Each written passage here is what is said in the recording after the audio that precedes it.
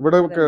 ഉള്ള മറിയൻ സ്പ്രേകളാണെങ്കിലും പെർഫ്യൂംസ് ആണെങ്കിലും പൗഡർ പൗഡറുകളാണെങ്കിലും എല്ലാം തന്നെ നമ്മളിത് ഉപയോഗിച്ച് വർഷങ്ങളായിട്ട് ഉപയോഗിച്ചതിന് ശേഷമാണ് ഈ പ്രൊഡക്റ്റുകളുടെ ഈ സാധനം നമ്മൾ സെയിൽ ചെയ്യുന്നത്. കാരണം ഓൾറെഡി നമുക്ക് അത് എക്സ്പീരിയൻസ്ഡ് ആണ്. അത് രണ്ടാമത്തെ കാര്യം എന്ന് വെച്ചാൽ അത് ഒറിജിനലും കൂടാണ്. അത് ഡ്യൂപ്ലിക്കേറ്റോ നമ്മൾക്ക് ഈ സാധനങ്ങൾ നേരെ ദുബായ് മാർക്കറ്റിലൊക്കെ അതിന്റെ ഒറിജിനൽ ഡ്യൂപ്ലിക്കേറ്റും കിട്ടും. പക്ഷെ നമ്മളത് അല്ലെങ്കിൽ ദുബായിൽ നിന്ന് കൊണ്ടുവരാണ്ട് തന്നെ നമുക്ക് ഇവിടെ ഇവിടെ എവിടെയെങ്കിലും പോയിട്ട് തിരൂരൊക്കെ സാധനം പോയി വാങ്ങിയിട്ട് കഴിഞ്ഞാലൊക്കെ വിൽക്കാൻ പറ്റും. പക്ഷെ നമ്മൾ അവിടെ തന്നെ പോയി പർച്ചേസ് പർച്ചേസ് ചെയ്തിട്ട് ചെയ്തിട്ട് തന്നെയാണ് കൊണ്ടുവരുന്നത്. വരുന്നത്. ഈ ഒരു ആ ഒരു പ്രൊഡക്റ്റിലേക്ക് ഇറങ്ങുമ്പോൾ തന്നെ നമ്മൾ അതിനെടുക്കുന്ന എഫേർട്ടും അതിന് സ്പെൻഡ് ചെയ്തിട്ടുള്ള എമൗണ്ടൊക്കെ വെച്ച് നോക്കുമ്പോൾ ശരിക്കും ഞങ്ങൾ സെയിൽ ചെയ്യുന്നതും അതായിട്ട് എന്താ പറയുക, ശരിക്കും അറിയാൻ ഓൾമോസ്റ്റ് ഈക്വൽ ആണത്. ആ എമൗണ്ട് തന്നെയാണ് ഞങ്ങൾക്ക് ആ സെയിൽ ചെയ്യുന്നത്. ഞാൻ പറഞ്ഞല്ലേ, ഞങ്ങള് ശരിക്കും ഇത് നമ്മളുടെ തന്നെ ഓൺ പ്രോപ്പർട്ടി ബിൽഡിംഗ് ഒക്കെ നമ്മൾ തന്നെ. അപ്പൊ അതുകൊണ്ട് തന്നെ നമ്മൾ കുറെ ആൾക്കാർക്ക് ജോലി കൊടുക്കുകയും ഇപ്പോഴുള്ളൊരു ഞങ്ങളുടെ ഒരു ആഗ്രഹം അതാണ്. ഞങ്ങൾക്ക് വേറൊന്നും ഫ്യൂച്ചറിലേക്കൊന്നും ഞങ്ങൾ ചിന്തിക്കുന്നില്ല. അതുകൊണ്ട് തന്നെയാണ് ആ ഒരു പ്രൊഡക്റ്റിന്റെ പ്രൈസും ആ ലെവലിൽ നമ്മൾ കൊടുക്കുന്നത്. ഞാനീ പറഞ്ഞ മോഡലാണെങ്കിലും അപായകളാണെങ്കിലും ഒക്കെ തന്നെ ഒരു എക്കണോമിക്കലി എല്ലാവർക്കും ഏതൊരു ടീമിനും സൂട്ടാകുന്ന രീതിയിലാണ് അതിന്റെ പ്രൈസും കൊടുത്തിട്ടുള്ളത്. സോ നമ്മള് ഷനായത്തെ പ്രൊഡക്ട്സുകളെല്ലാം പരിചയപ്പെട്ടതിന് ഇനി നമുക്ക് ഷനായനെ കുറിച്ച് വേറെ കുറച്ച് ഡീറ്റെയിൽസ് കൂടെ ചോദിക്കാം. സോ റഷീദ്, ഇനി നമുക്ക് ചോദിക്കാനുള്ളത് ഷനായന്റെ ബ്രാഞ്ചുകളെ കുറിച്ചാണ്. ഇനി വേറെ ബ്രാഞ്ച് ഉണ്ടോ ആൻഡ് ഓണേഴ്സ് ആരാണ്? ഇതൊക്കെയാണ് നമുക്ക് അറിയേണ്ട കാര്യങ്ങൾ.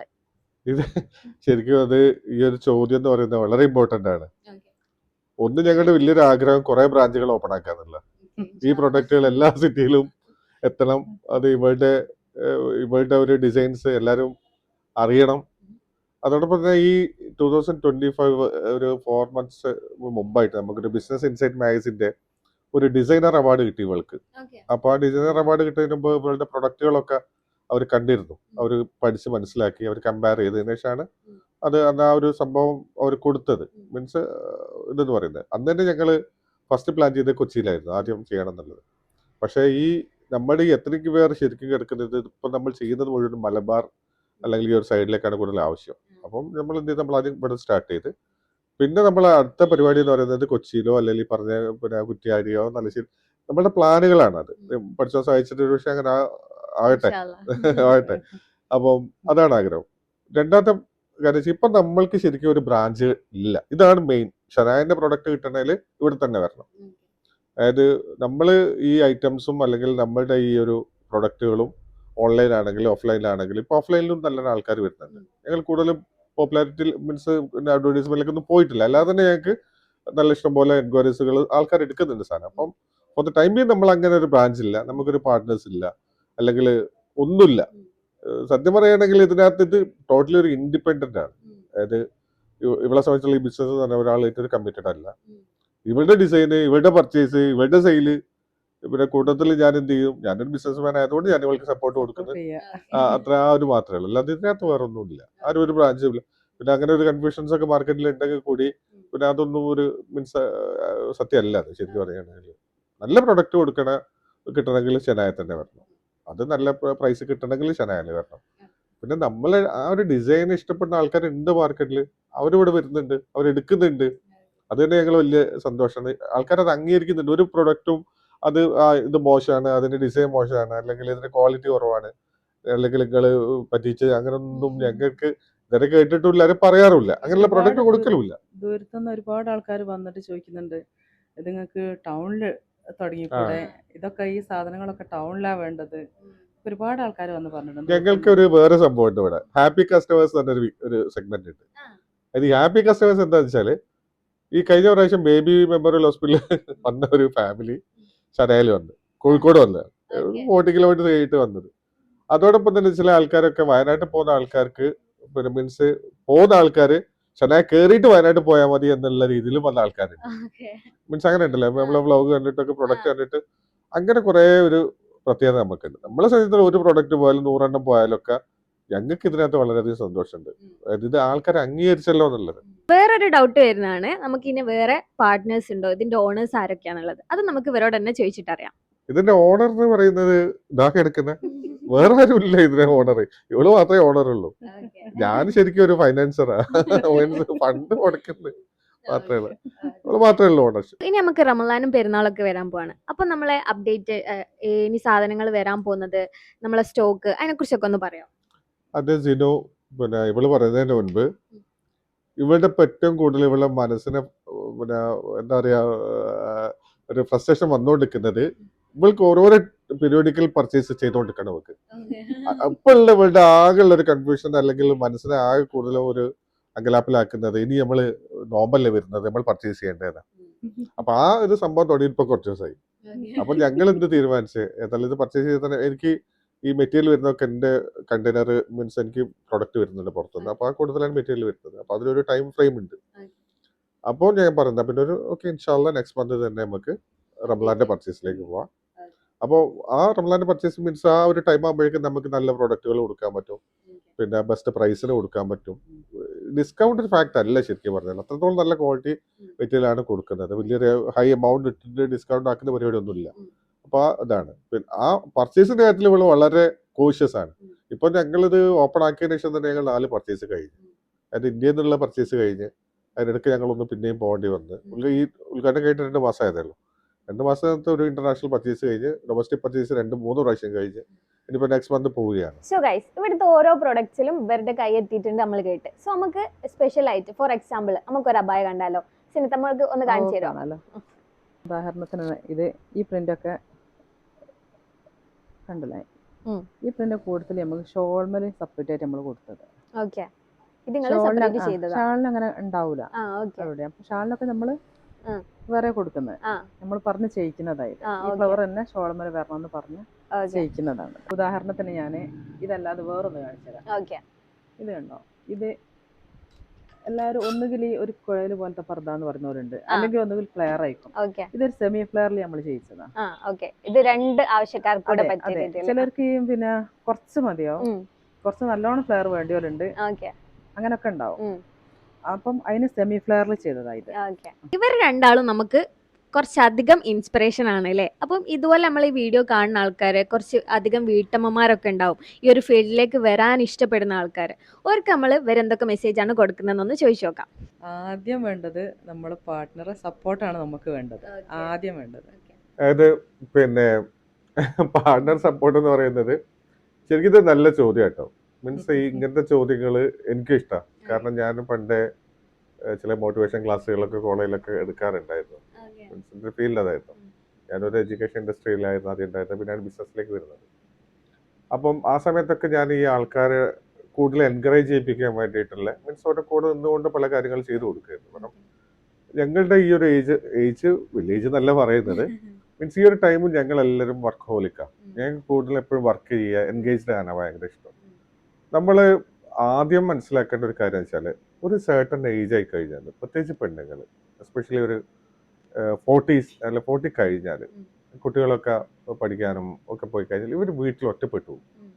ഇവരുടെ മനസ്സെന്നൊക്കെ പറഞ്ഞാൽ ഭയങ്കര അർഗൻ്റ് ആയിരിക്കും. ചില സമയത്ത് ദേഷ്യം പിടിക്കും പെണ്ണുങ്ങൾക്ക്, ഒരു മൂഡ് സ്വിംഗ് ഒക്കെ ഭയങ്കരമൊക്കെ ആഫ്റ്റർ 40. അപ്പോൾ ഈ 40 കഴിയുമ്പോഴേക്കും തന്നെ ഇവരൊന്ന് എൻഗേജ്ഡ് ആക്കണം, എവിടെയെങ്കിലും ഒന്ന് അവരെ ഒരു സെറ്റിലാക്കി കൊടുക്കണം.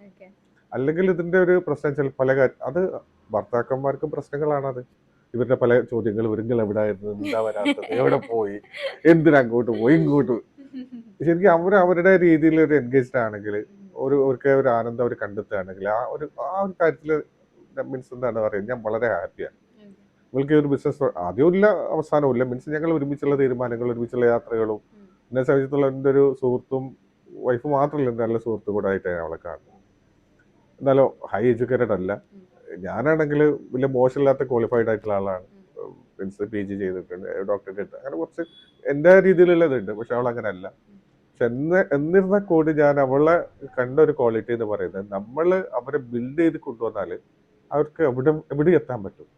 അവരുടെ ടേസ്റ്റ് മനസ്സിലാക്കിയിട്ട് പിന്നെ അവരെ ഇതിനകത്തേക്ക് കൊണ്ടുവന്നു കഴിഞ്ഞാൽ മീൻസ് ഈ ഒരു മീൻസ് ഏതൊരു പെണ്ണിന്, ഇവരൊന്നുമില്ല, ഏതൊരു പെൺകുട്ടിക്കാണെങ്കിലും പെണ്ണിനാണ് അവരുടെ പൊട്ടൻഷ്യാലിറ്റി ഉണ്ടാവും, ഒരു കഴിവ് അവർക്ക് ഉണ്ടാവും. പഠിച്ചോ കൂട്ടത്തില് എന്തിലെങ്കിലും ഒന്നില്ല അവർക്കൊരു സ്പെഷ്യൽ, അറ്റ്ലീസ്റ്റ് വിറക് കീർന്നില്ലെങ്കിലും ഉണ്ടാവും, ഒരു കല അവർക്ക് ഉണ്ടാവും. അത് നമ്മൾ കണ്ടെത്തിയിട്ട് അവരൊന്ന് എൻകറേജ് ചെയ്യിപ്പിക്കുക എന്നുള്ളത് നമ്മൾ ഒരു മെയിൻ സംഭവമാണ്. ഈ ബിസിനസ്സിൽ ചെയ്ത അതാണ്. ഇവിടെ ഞങ്ങളിത് തുടങ്ങിയിട്ടില്ലായിരുന്നെങ്കിൽ ഇവരുടെ ഒരു മീൻസ് ഇവളെ നിർത്തിയിട്ട് ഇവിടെ പൊക്കി പറയുന്നത് അല്ല, മീൻസ് ഇത് കാണുന്ന പെണ്ണുങ്ങൾക്ക് മനസ്സിലാക്കാൻ വേണ്ടി പറയുന്നത്. ഇപ്പം നമ്മൾ ഇഷ്ടംപോലെ കുക്കിംഗ് ഷോകൾ, കുക്കിംഗ് ആയിട്ടൊക്കെ ആദ്യം ഞങ്ങൾ തീരുമാനിച്ചതെന്ന് പറയുന്നത് ഒരു നല്ല കഫേ സ്റ്റാർട്ട് ചെയ്യാൻ. കാരണം ഇവള് നല്ലൊരു കുക്കാണ്, മീൻസ് എനിക്ക് നല്ല കുക്കാട്ടോ, മറ്റുള്ള നല്ല ഐസ്ക്രീംസ് ഉണ്ടാക്കും, നല്ല കേക്കുകൾ ഉണ്ടാക്കും. അപ്പൊ അതായിരുന്നു ഞങ്ങൾ ആദ്യം പ്ലാൻ ചെയ്തത്. പിന്നെ അതിൽ ഞാൻ കണ്ട സ്പെഷ്യാലിറ്റി ഇവളുടെ ടേസ്റ്റ് ഡിഫറെന്റ്, നമ്മൾ ഒരു ടേസ്റ്റ് ഇമിറ്റേറ്റ് ചെയ്യും. അപ്പൊ നമ്മളിപ്പോ ഒരു എന്തെങ്കിലും ഒന്ന് കഴിക്കുകയാണെങ്കിൽ നമ്മളിങ്ങനെ ആലോചിച്ചിരിക്കും എന്താ സംഭവം, പക്ഷെ ഇവൾ അതിന്റെ ഇൻഗ്രീഡിയന്റ് വേഗം പറയും. അതൊരു സ്പെഷ്യൽ ആയിട്ടുള്ള കഴിവാണ്, ഒരു സാധനത്തിന്റെ ഒരു ഇൻഗ്രീഡിയന്റ് വേഗം മനസ്സിലാക്കുക എന്ന് പറയുന്ന ഒരു കഴിവാണ്. അപ്പൊ ഞങ്ങൾ വിചാരിച്ചത് പിന്നെ അതങ്ങ് ആയിക്കോട്ടെ ആദ്യം. പിന്നീട് ഞങ്ങൾക്ക് മനസ്സിലായത് അതിനേക്കാൾ കുറെ കൂടി ഞങ്ങൾക്ക് ഇഷ്ടം ഈ ഞങ്ങൾ ട്രാവൽ ചെയ്യുന്നതുകൊണ്ടും പിന്നെ പല സ്ഥലങ്ങളിൽ പല കൾച്ചറുകളൊക്കെ ഞങ്ങൾ അഡോപ്റ്റ് ചെയ്യുന്നതുകൊണ്ടൊക്കെ ഇതാണ് ഞങ്ങൾക്ക് കൂടുതൽ ആപ്റ്റ്. അപ്പൊ ഇത് സ്റ്റാർട്ട് ചെയ്ത് പിന്നെ വേണമെങ്കിൽ അടുത്തയിലേക്ക് സ്റ്റാർട്ട് ചെയ്യാന്നൊക്കെയുള്ള രീതിയിലാണ് ഞങ്ങളുടെ പ്ലാൻ. അപ്പൊ ഞാൻ പറഞ്ഞു വരുന്നത്, ഞാൻ സബ്ജക്റ്റ് ഒന്ന് ഡിബേറ്റ് ചെയ്യല്ല, മീൻസ് ഏതൊരു പെണ്ണുങ്ങളായാലും അവരെ ഒരു 40 വയസ്സിന് ശേഷം അവരെ എൻഗേജ്ഡ് ആക്കണം. അത് ശരിക്കും ഞാൻ ഈ വീഡിയോ പറയുമ്പം എന്റെ വീഡിയോ ചിലപ്പോൾ ആണുങ്ങൾ കാണുന്നുണ്ടോ എന്ന് എനിക്കറിയില്ല, കൂടുതൽ പെണ്ണുങ്ങളായിരിക്കും പക്ഷേ കാണുക. എന്നാൽ കാണുന്ന ഏതെങ്കിലും പെണ്ണുങ്ങളുണ്ടെങ്കിൽ അവരുടെ ഹസ്ബൻഡിനെ കാണിച്ചു കൊടുത്താൽ നന്നായിരിക്കും എന്നാണ് എനിക്ക് തോന്നുന്നത്. പിന്നെ രണ്ടാമത്തെ ഒരു കാര്യം വെച്ചാൽ നമ്മൾ ശ്രദ്ധിക്കേണ്ട ഒരു കാര്യം, ഒരു ഹസ്ബൻഡ് മീൻസ് ഒരു വീട്ടിലെ എന്താ പറയുക കാര്യങ്ങൾ നോക്കുന്ന ഒരാൾ, നമുക്കിപ്പോൾ ഒരു സപ്പോർട്ട് കിട്ടുക എന്ന് പറയുന്നത് ഭയങ്കരമാണ്. നാളെ കഴിഞ്ഞിട്ട് എനിക്ക് എന്തെങ്കിലും സംഭവിച്ചു കഴിഞ്ഞാൽ എന്റെ കുടുംബം കൊണ്ടു നടക്കേണ്ട അവളാണ്. അപ്പൊ അവൾക്കൊരു ബിസിനസ് ഉണ്ട്, പോട്ടെ എനിക്ക് ഇപ്പൊ എന്റെ ബിസിനസ്സുകളൊക്കെ അങ്ങ് തകർന്ന് ഞാൻ എന്തെങ്കിലും ഒരു അസുഖമായിട്ട് കിടന്നെന്ന് വിചാരിക്കുക, അപ്പൊ നമ്മളുടെ കുടുംബത്തിന്റെ കാര്യങ്ങൾ നോക്കാം, അവൾക്കിത് മതി. അതായത് അവളെ സംബന്ധിച്ചിടത്തോളം ഈ ഒരു സംഭവം മതി. അപ്പം അതുകൊണ്ടാണ് ഈ ഒരു ബിസിനസ്സുകൾക്ക് സ്റ്റാർട്ട് ചെയ്ത് കൊടുത്തതും ഇവളെ ഇൻഡിപെൻഡന്റ് ആക്കിയതും ഇവളെ എൻഗേജ്ഡ് ആക്കിയതും. അതുപോലെ തന്നെ ഞാൻ എൻ്റെ എല്ലാ ഫ്രണ്ട്സിനോട് പറയുന്നതും കഴിയുന്നതും നിങ്ങൾക്ക് അവരുടെ പെണ്ണുങ്ങൾക്ക് എന്തെങ്കിലുമൊക്കെ ബിസിനസ്സുകളൊക്കെ ചെയ്തു കൊടുക്കുക എന്നുള്ളത് പറയുന്നത്.